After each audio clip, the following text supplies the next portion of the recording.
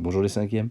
Je vais vous parler aujourd'hui de la troisième partie du cours qui s'intitule Produire une expression littérale. Qu'est-ce que c'est produire une expression littérale? C'est à partir d'un problème donné qui correspond à une succession d'opérations, d'écrire en fait cette succession d'opérations sur une seule ligne, en une seule ligne, comme vous savez déjà le faire, et en plus en symbolisant le nombre que nous avons à l'origine par une lettre.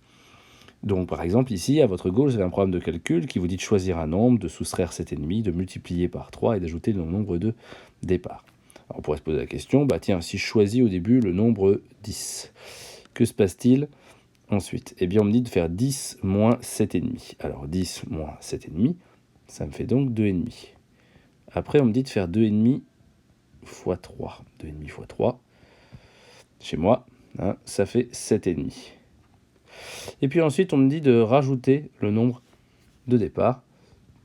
Donc si on me dit de rajouter le nombre de départ, ça fait donc 7,5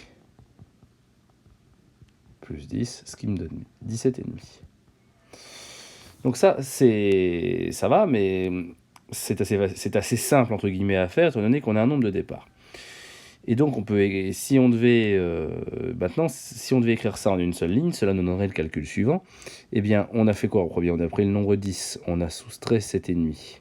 Ensuite, si je n'écris pas les résultats intermédiaires, ensuite nous avons multiplié par 3.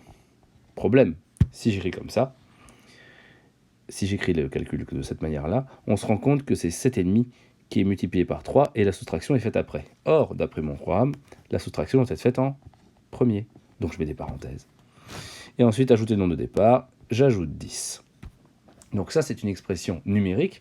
Maintenant, on veut la même chose, mais avec une expression littérale. Si nous choisissons le nombre x au départ, l'étape d'après, nous avons x moins 7,5.